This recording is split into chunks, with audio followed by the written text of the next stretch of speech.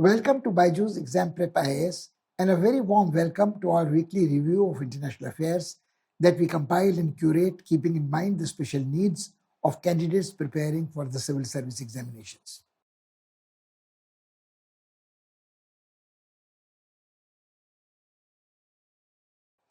In the past month, there has been a flurry of important high-level international guests coming to India. There have been prime ministerial visits, the Japanese prime minister, the Nepalese prime minister, high-level foreign ministers, State Department officials from Russia and United States of America. There have been the visits of Nepalese prime minister, and the month is concluding with another couple of visits which are of great interest. The British Prime Minister Boris Johnson's long-delayed visit is taking place, and also there has been just before that the visit of the Prime Minister of Mauritius. With both these countries, India has had a very special relationship, and both these countries occupy a very unique strategic significance in India's global power projections, partnerships, and can be of great significance in realizing our ambitions as a resurgent power, taking its place in the Committee of Nations, not only in South Asia, but globally. Also, the context is very interesting. Both these visits are taking place when the war in Ukraine has almost completing the second month, and the whole world is watching what the fallout would be like elsewhere. We'll discuss this and some more events which are of interest.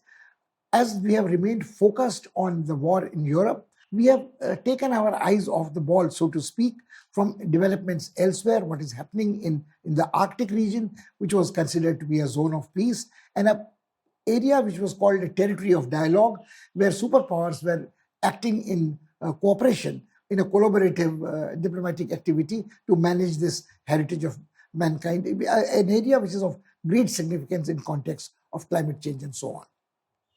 Then there are other events which we must have quick look at, even if we have to discuss them at length some other time. The Chinese have persuaded the Solomon Island government to give them a naval base, where once they start putting their naval warships there, it is going to change the scenario in the Indo-Pacific region. Solomon Island is a microscopic country, but a sovereign country, perfectly entitled to do what it wants, but the developments are being watched with caution by the United States of America and Australia and other countries. India too cannot remain indifferent to it.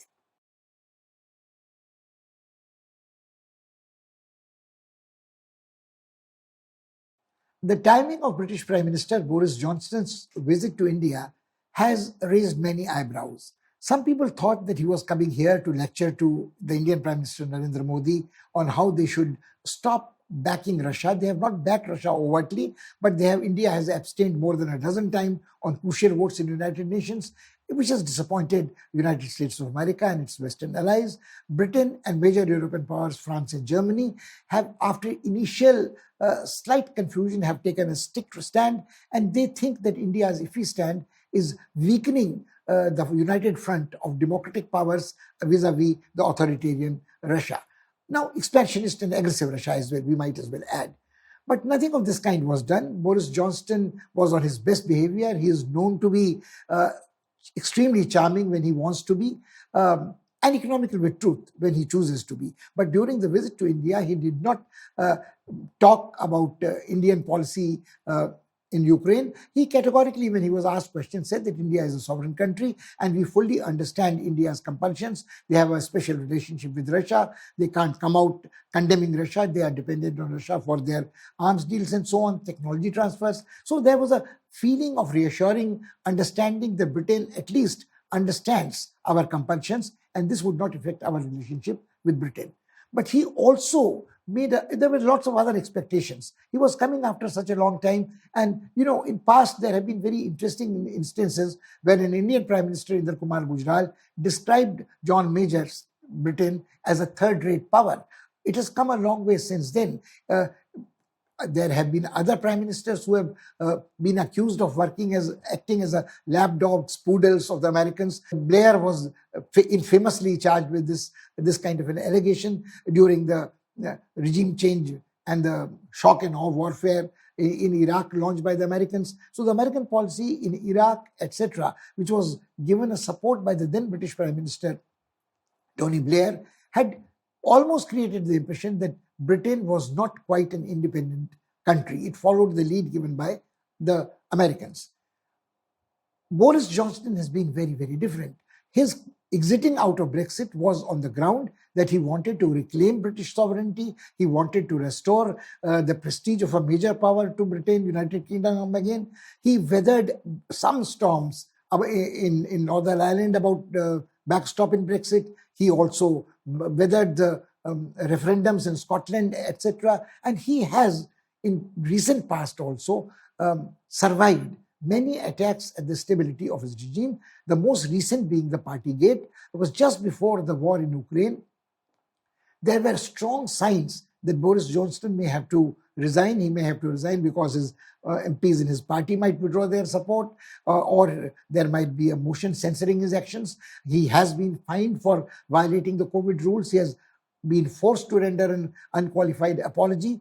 At the moment, he seems to have survived the threats to his prime ministerial office. But at the same time, he has not come out quite clean. Repeatedly, there have been allegations of his misleading the House, his giving wrong advice to Her Majesty the Queen, being economical with truth. So there is one part of Boris Johnson which makes one apprehensive that he might come, he might promise sun, moon and stars, but would he be in a position to deliver on his promises when he goes back? But that is something relating to the domestic politics of the United Kingdom that shouldn't concern Indians at the moment. I think the India's relationship with the United Kingdom or Britain is of such nature that the personality factor doesn't make much of a difference. It is the body chemistry between the Indian Prime Minister and the British Prime Minister is not as important as India's convergence of interest, strategic, economic, technical, and also shared cultural affinities with Britain. So these ties will endure. So let's talk about the visit and what was discussed. There were great expectations that a free trade agreement would be signed. Ultimately, no such free trade agreement was signed or announced, but this should not disappoint the watchers of Indo-British relationship, because the only FTA which India has signed in recent past is with Australia, which has been a special relationship in the context of the South China Sea, Indo-Pacific region, and the Chinese-Australian relationship getting stressed, and Australia has drawn more closely towards India.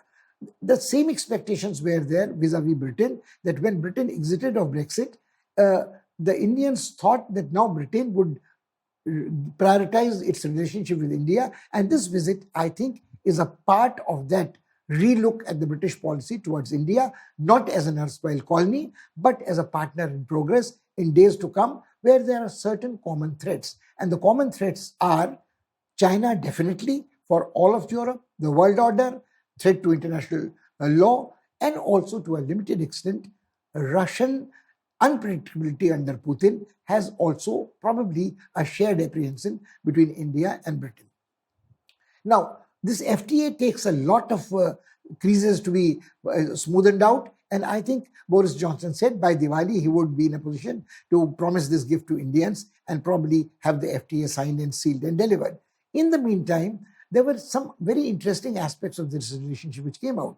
Normally, when a prime minister or a head of a state from a rich, affluent Western country comes, there is a talk of how much would be the quantum of foreign direct investment in India. In this case, it was the other way around. What was discussed repeatedly was that Indians are going to invest more than $1 billion in United Kingdom, generating almost 11,000 jobs there. So, and keeping in mind the small parliamentary constituencies and a small number of votes that can swing the scale between victory and defeat, it is important for any British Prime Minister, whether he represents Conservative Party or Labour Party, that the Indian diaspora, the Indian voters, decide the victory margin of a candidate. It also is the British voters who are direct beneficiaries of Indian investments, and their jobs are guaranteed by Indian investments. That's one. It doesn't mean that things have changed so much that Indians are job creators. Indians are the top professionals in England. I mean, you have a look at the cabinet. The Chancellor is of Indian origin. Similarly, the Home Secretary is of Indian origin. Now, both Ms. Patel and Rishi Sunak have also not come out very unscathed with their association with Boris Johnson. There was at times speculation that Rishi Sunak might be a prime ministerial aspirant if Boris Johnson demitted office, and this would have been a very interesting case of an person of Indian origin becoming a prime minister of Great Britain, United Kingdom. But at the moment, both Ms. Patel, because of her policies about refugees being sent to, asylum seekers being sent to forcibly to Rwanda, and Rishi Sunak's getting tainted by his wife not claiming the domicile in England and trying to evade taxes. The allegations may or may not be true, but these have at the moment stigmatized these high-profile individuals in the British cabinet to lie low at the moment. Both the Prime Minister and Rishi Sunak had been slapped with fines by the Metropolitan Police for violating the COVID rules. But that apart, what happens is if Indian entrepreneurs industrialists invest in Great Britain and create jobs, it is bound to affect a more favorable climate for policy towards India in Great Britain. Now, what can Great Britain bring to India? What can United Kingdom give to India is interesting. The offer has been made that a fighter jet, including technology transfer, would be offered by Britain to India. So India is not dependent perpetually on Russia for this technology. But experts opine that the cost difference between the British technology, which has never been transferred to a non-European, non-American partner, would be far more expensive, and the Indians may not switch their options from the Russian military hardware aircraft to the British. But then there is a talk also of submarine engines which could be deployed in the Indian Ocean, Indo-Pacific region. But then again, there is need for caution here, because since the setting of the AUKUS, India, which was a member of Quads, is not a member of the AUKUS, obviously. So AUKUS is the primary strategic formation in this region. So whatever happens in terms of deployment of submarines, aircraft carriers, joint exercises, it will primarily be focused on Australia, United Kingdom and US, and India would at best be a peripheral partner who would be given a sense of belonging, because it's much too important a country to be written off. So there would be a role not entirely honorary, not entirely ceremonial, but not necessarily of primary significance in this new order. So this talk about intercompatibility, interoperability of military hardwares, it sounds good at the moment, but only time will tell how much of this would really fructify. What happens is there also Boris Johnson is very perceptive about what the Indian expectations are. The Indians are very unhappy that despite the WTO arrangements, despite various arrangements, on two grounds, United Kingdom has disappointed India. When people who are avoiding law, they may be multi-billionaires, the bad billionaires, they may be Vijay Mallya, they may be like Nirav Modi, who seek asylum, or they might be other criminals who are escaping the long hand of law by staying there. And despite the various treaties in force between the two countries, it is proved almost impossible, the levels of litigation, to get back these fugitives from United Kingdom to India. Now, some of them are very high profile. We know the cases. Some of them are hardened criminals who have enjoyed. Is the case like the oligarchs of Russia who have parked their money in England, who live a happy life there and take advantage of the British legal system to delay their repatriation to their mother country. So the repatriation treaties with UK have been a disappointment. So Boris Johnson this time made a specific commitment. We hope he lives up to it, that Britain has no interest in letting fugitives take shelter in Great Britain, and they would be sooner rather than later deported to India, handed over to Indian authorities. Let's see what happens in this. The second thing is the Indian unhappiness about the visas granted to highly qualified professionals. They are treated not exactly fairly and equally once they are employed in National Health Service. And these high-profile, high net worth Indian individuals are not only industrialists. They are top-notch solicitors, lawyers, doctors, engineers, software engineers. So various treaties, arrangements, Boris Johnson was accompanied with the high-level delegation. So this again was something which has created flutter, and some enthusiasm about this. Great Britain realizes that its universities survive. Its greatness to a very large extent is dependent on Indian students flocking to universities in England, but more and more have been opting for Ivy League universities in America, some to Australia. So to retain this traffic to United Kingdom is a major purpose of the UK government also. So then again we come to trade.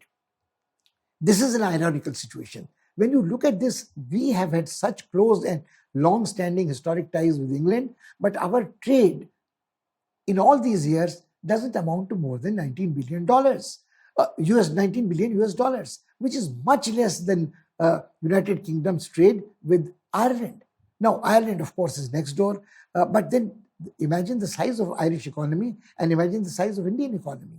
I mean, the Indians and the British keep jostling for the 5th place in the economic list, top contenders list, but then there's a lot of scope. So the promise that has been made in 2021 was that by the year 2035, this trade would increase to more than 38 billion US dollars. Now, this is, of course, over 15-year period, an enhancement of almost 100% of the trade.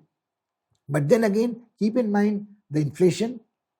So the figure doesn't appear to be so strange. So there are various commodities which have traditionally been the comprising our trade. There have been textiles, there have been leather garments, there have been automobile parts, there have been precious gems, there have been minerals, there have been petroleum products. On the other way around, there have been machinery, technology, but this has to, in any case, increase manyfold before the trade itself would be a significant factor in Indo-British relationship. This is not to say that this cannot be done. This is not to say that everything is dependent on what promises Boris Johnson is making and what he can deliver. I think the Prime Minister of India did well to take him to Gujarat, make him spin the charkha, and it sort of was a reconciliation of the colonial masters to its colonial past. In past, there have been Indian authors and members of parliament like Shashi Tharoor who have written books specifically charging that what terrible things British did to India during their colonial rule and make amends for them. But I think there has been pushback not only from India but all parts of the former empire of Britain. Take Cecil Rhodes' statue down, take somebody else's statue down, take an eminent scientist off his perch in Cambridge because he had some racial views, anti-Semitic views, and so on. So I think short of a full and unconditional apology, Boris Johnson's visit does apply ointment on all these irritants, and I think a lot of repair has been done to Indo-British relationship. Now it is up to us to see that this momentum is not lost. So you might as well take a close look at the Indo-British relationship, evaluate the different segments it is divided into: culture, education, technology transfer, membership of the Commonwealth, military hardware, possibilities of enhancing trade, the role of Indian diaspora, including those active in politics, and Indian companies like Tata, which have bailed out the ailing steel industry in Great Britain, and even after the Russian-Ukraine war, the Tata unit in Great Britain, in United Kingdom, has made it very clear that you would not source raw material from Russia or use their mineral ore. So the Indian companies have not done that, but their subsidiary, their wholly owned unit in Britain has followed a different line. And it was Tata's, once again, which had bailed out Jaguar and Land Rover company in past. So the marquee, the great names, Jaguar and Land Rover, are now Indian brands, not so much British brands. So let's keep all this in mind, and keep this in mind that in future, the convergence of interest, economic, strategic, and dare I say, cultural, also because of India very much is a part of the Anglophone world. It may not have been given a membership of the AUKUS, but it is very much an English-speaking, English legal system, English institutions, English parliamentary system country. So I think this relationship will endure.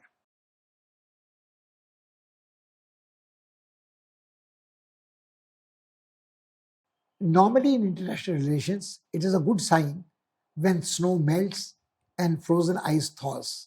But this is not the case in Arctic. What is happening in Arctic is very distressing. While the world has remained focused on the war in Europe, in Ukraine, developments in Arctic have been lost sight of. Even before the Russians invaded Ukraine, there have been disturbing news items from Arctic region. There were news items of Russian nuclear-powered submarines operating hundreds of meters below the frozen ice in the Arctic region, and they were probably contributing to the change in temperature and also ice melt. There were also news items that the Chinese might be doing something similar, unnoticed. Uh, Earlier, for 3 decades and more, this whole Arctic zone had been treated as a zone of peace and a territory of dialogue. What is meant by territory of dialogue was that it was believed that there are 8 countries which are directly involved in the Arctic, and their interests, they share a community of interest in maintaining this fragile ecosystem and jointly researching and exploiting its fisheries, its rare mineral resources, its reserves of oil and gas jointly. So this was the hope. Now let's have a look at what these 8 countries are. Of these 8 countries, 2 are the superpowers, the United States of America and Russia. The third is a large country, Canada, but that is not a superpower. And although it is vast in expanse, it has great resources, it is closest to the Arctic region, but it cannot be expected to follow a line of policy in Arctic as elsewhere, totally opposed to or divergent from what the United States of America is. United States of America is very much present there because of its state of Alaska. The former American President Trump had once made an offer when he was the president to buy Greenland from Denmark that would have given it a better leverage to control developments in the Arctic region, both economically and strategically, but that offer was turned down by Greenland. Let's take the third country, which is not a superpower, but which is not adjacent to Arctic zone also, that is China. It has technological capacity, it has the military capacity to interfere and make a presence in Arctic region, either collaborate or confront other countries. But if you look at the map, China's provinces adjacent to Siberian region in Russia, Vladivostok, give it proximity to the Arctic region, and it can also indulge in activities in the immediate zone on the periphery of Arctic, which should be a matter of concern for other people. What happens if there's an accident of a nuclear submarine? What happens if countries clash unwittingly? So this hopes that they will always act cooperatively and collectively was a very, very optimistic hope. But let's have a look at the other countries now. The other countries are Iceland, Denmark, Norway, Sweden, Finland. Now, if you look at these countries, none of these countries is in a position to match the technological or strategic potential of United States of America, Russia, or China. These countries may be directly affected by either the ice melting or the temperature rising in the Arctic zone, but they are not capable of maintaining effective military presence or to defend their own interests. It has been argued that Sweden and Finland and Denmark have developed micro-naval technologies which can be of great use even to superpowers who have focused on aircraft carriers operating on high seas in oceans all over the world. And they also, it's been suggested that the Norwegians have also worked on maintaining sustainable autonomous marine ecosystems. Now, whether they can be replicated elsewhere, how much is the truth in these developments which are being claimed, or is it a bargaining chip to show their unique position in the region, is open to question. What has been discussed also is that if the process of heating has started, and if the climate changes even by a couple of degrees Celsius, these countries who are used to a certain lifestyle of 6 months day and 6 months night will suddenly find it very inconvenient to maintain their traditional life.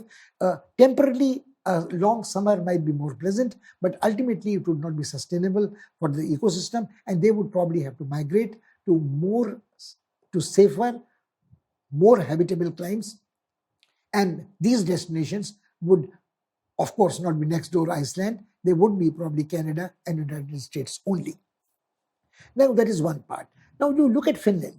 The term Finlandization implies that Finland had voluntarily accepted a neutrality per force to maintain equidistance between the two warring blocs, the capitalist and the communist bloc. It survived the Cold War, but post-Ukraine, there have been very serious reconsiderations whether Finland should also, like Sweden and Norway, not join the NATO.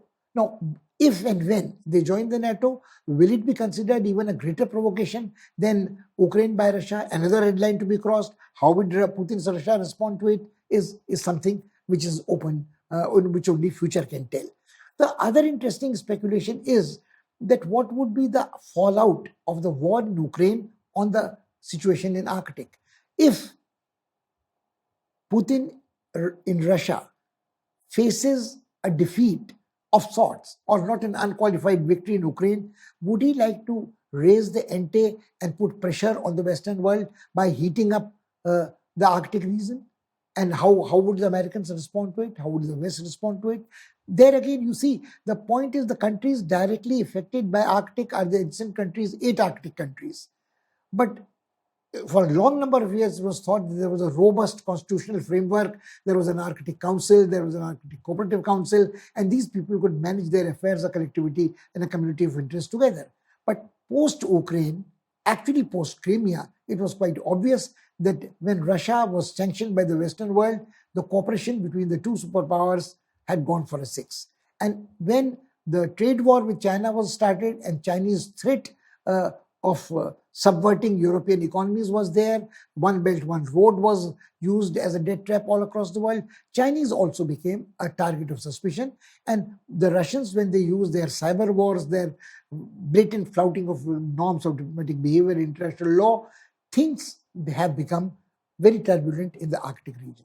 There is, if you compare the Arctic and the Antarctic, there is an Antarctica Treaty.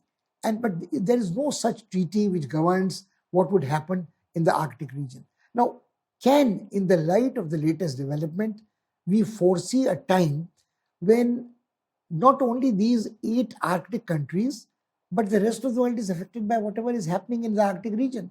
If the climate changes, it is not going to remain confined to Denmark, Norway, Finland, Sweden, Iceland, Canada, United States of America, and Russia. No, the whole world will pay the price for that. So, but what does the whole world have to put pressure on these countries not to get into a conflict in this region? Now, the greatest hope was that international law or international conventions or mutually beneficial milching of the resources would lead to it. There was a time when it was speculated the shortest route from the old world to the new world would be flying over the North Pole, but it doesn't seem likely that this is going to happen in near future. Now that the West and the democracies of the West and autocracies of the East, shall we say, are arrayed against each other in the battleground. Now, how does India respond to this? India doesn't have either adjacent proximity to Arctic region. It doesn't have the technological specialization, sophistication to provide tools for how to fix things there. It doesn't have a micro, miniature naval sub-snow operating submarines, either manned or unmanned. It has to live with the effect of what is happening in Arctic. So can there be a coalition of countries which are most likely to be affected by whatever is happening in the Arctic region to exert some kind of a control, limited influence over the parties that are there? All this will depend, is in a flux at the moment, because the hope that international legal regime would safeguard it is not there. Both Russia and China say that international legal system as it has evolved is a creation of the West. They have had no role to play in it. They interpret it according to their convenience, whether it's the laws of seas, whether it was the WTO or the other institutions, as long as the countries have, like America and Russia, have veto in the Security Council. One cannot expect the Security Council also can play any role in this matter. But what we said earlier in the beginning, we would like to repeat that normally the melting of the snow, thaw of the frozen ice is a good sign, but not so in Arctic or in Antarctic. Even the Chinese have been very oblivious of what they do when they trudge for fishes in Antarctic region all the way, or the same might be happening once they get the access to the seas adjacent to Arctic. So we have to wait, watch very carefully, and respond to developments as they occur.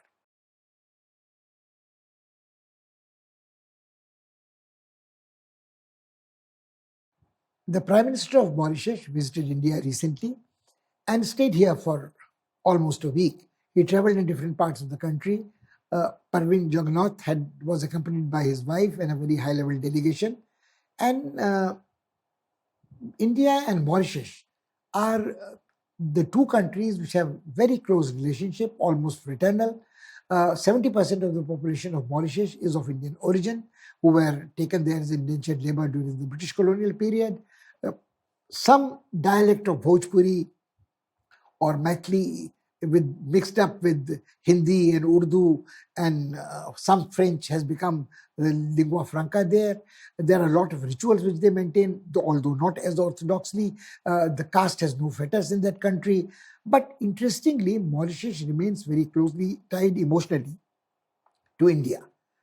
So Ram Katha is fashionable there, very popular entertainment, although the ritual is not so strict. There is Paritalab, there is a Gandhi Medical College, and they take pride. There are great Hindi novelists like Abhimanyu Anant in Mauritius, which are very widely read in India. So these ties are one thing. But the other interesting part is that Mauritius has maintained its ties with African continent also as with the French as well, who at one time had control of this region. Now, British colonized Mauritius afterwards. So the Mauritius shows the influence of Britain, France, proximity to Africa, and different regions in India. This is important because you see in Mauritius a microcosm of the plurality and multilateral culture which is in India. So when we talk of Mauritius, we see in that not so distant mirror an image of India as it exists. And I think this harmonious coexistence of communities in Mauritius, there are people of Chinese origin as well, people of African origin as well, people of mixed blood European origin also. So you see different religions, different nationalities, different ethnicities coexisting. Mauritius is a small population compared to India. Mauritius has limited resources of foreign exchange earning. Tourism is very important. It's great resorts. It also is involved in developments in whatever is happening in Africa. So for India, it is important to maintain a foothold, so to speak, in Mauritius. Mauritius at one time had possession of Diego Garcia, which in late 60s was developed into an American base. But since then, Indians have also had a toehold in Mauritius, in the island of Algane, where a naval base can now be operating, and India can keep a lookout on the Indian Ocean region, all the way from Arabian Sea to upwards to Red Sea and so on. Also, the scale of trade between India and Mauritius is disappointingly small. So when the Prime Minister came, one was expecting that there will be concrete agreements signed which would enhance the quality of our economic relationship with this very, very friendly neighbor. Mauritius has been in news for wrong reasons in Indian economic life. People think that the money is laundered through the Mauritian route, through money tries to hide its trail from Singapore to Mauritius, back again to India, India to Singapore, etc. Under-invoicing, over-invoicing, transactions through Dubai and so on. All that has been under observation and under control. So Mauritius is very keen to erase these unpleasant associations which it has had, also to make it very clear that there are no irritants between Mauritius and India, and so the economic relationship should be enhanced. Interestingly, the items which India deals with Mauritius are chemicals, petroleum products, gems, leather, handicrafts, motor parts, medicinals, pharmaceuticals, and frozen bovine meat, etc., textiles. The other way, import is of very limited items, but then we have to think it through. We have to think it through that how we diversify the trade, go beyond popularization of only Hindi or Hindu culture or myths and legends, and have cooperation in fields of technology, in fields of infrastructural development, the The vaccine Maitri was one great example. Trying to open up institutions of engineering and medical teaching there are very good. So all this has been in way. So one hopes that the visits of the Mauritian Prime Minister will give a strong encouragement and impart momentum to something which at times we have blow hot, blow cold kind of an approach towards Mauritius.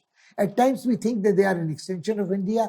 At times we think that they belong to the African continent, and we tend to overlook these neighbors. So I think the size should not deter their strategic significance.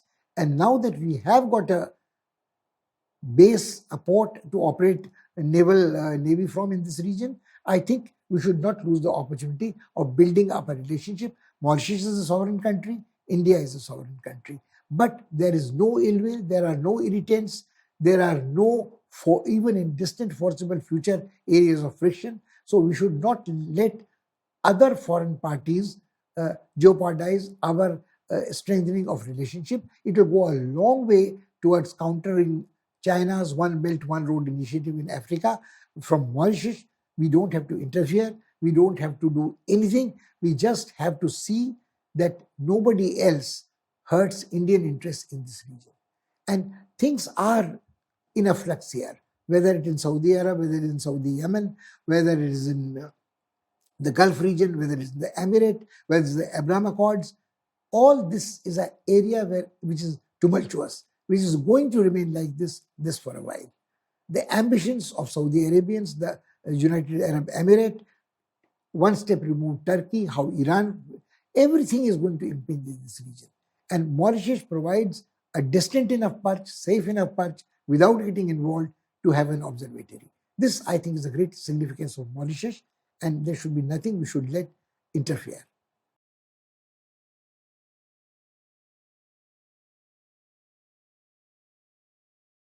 Another interesting development is in South Pacific.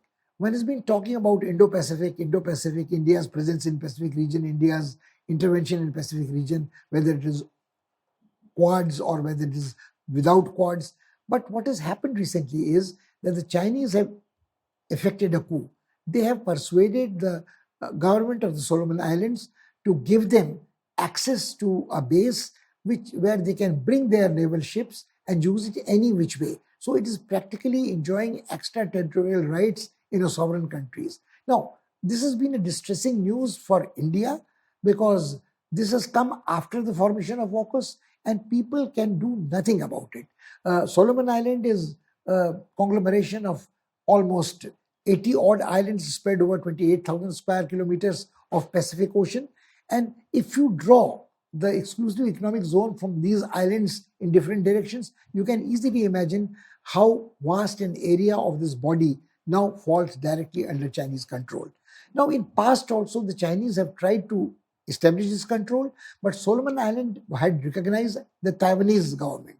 Now, they have effected a major coup by making it de-recognize Taiwan and recognize People's Republic of China. Not that there is no resistance to this. The opposition parties in Solomon Island have resisted this. There have been in past riots. Whenever these riots have taken place, the allegations have always been there that the ruling elite in Solomon Island is corrupt. They are under influence of Asian businessmen that should be read as Chinese businessmen who are given rights to freely log the timber, have free access to fisheries here, to exploit mineral resources here, and live almost like colonial masters. Now, this is at the cost of the local people who are suffering all the hardships, who are not getting fair returns on their labor, who are not getting royalties on the mineral material, timber logging, etc., which is taken out of their country.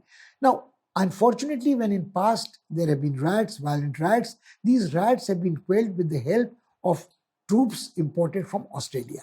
Now, this is a very ironical situation. These countries, despite independence of years, decades, are not in a position to maintain a police force which is non-partisan, which is not politically abused, and can provide law and order.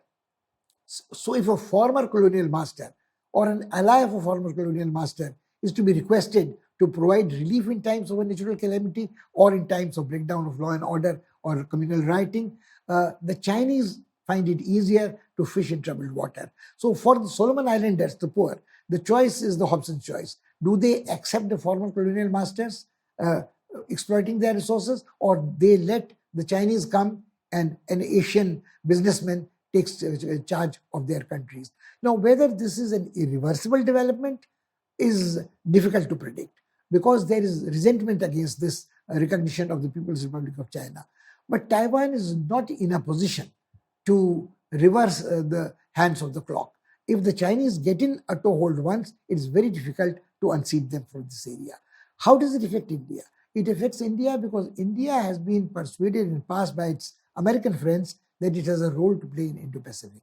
But if the Chinese have been the first movers in this area, established a naval presence, how does India cope with expanding footprint of the Chinese in the Indo-Pacific region, while India's primary area of strategic concern in South China Sea, Indian Ocean, and of course, the troubled Himalayan borderland? So Solomon Island is one of those micro-states which are an anomaly in international relations, but in international law, all sovereign states are equal, so they are entitled to do what they want to do. Neither Australia nor adjacent Indonesia can do anything about it.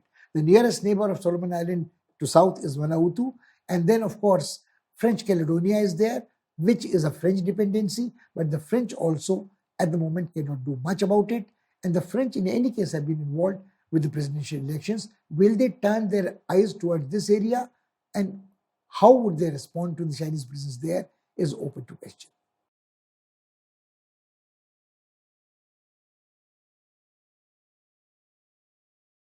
This is all we have for you this week. But before we conclude, as usual, we would like you to have a quick review of what we have done. What we have done is we have talked in terms of various things. We have talked in terms of important state guests to India and what it means, the British Prime Minister's visit to India. What does it say about the changed international context and Indo-British relationship, economic, strategic, and cultural? Not only relationship with Britain, but with other countries which are important, which may be smaller in size, smaller in economic potential, but have great geopolitical sensitivity, like Mauritius. We also have to keep our eyes on areas far removed from theaters of war in Europe or hostilities in Asia, desolate icy vastness of Arctic, which is hotting up, which might create problems not only for adjacent countries, but for the whole of mankind. At the same time, there is another speck of on the map, a small island in the Pacific Ocean, which seems to again cause an imbalance in the stability, at least temporary stability at the moment, of the Indo-Pacific region by China entering Solomon Island, and how China will exploit this footprint, expand it, and how the others will respond to it is open to question. Think about this. It is important in international relations to talk about superpowers. It is important and necessary to talk about bilateral relations which India has with nations. But at the same time, it is equally important to keep a look on the distant horizons, whether it is nearer North Pole or towards the Pacific Rim. Till we meet again, thank you and goodbye.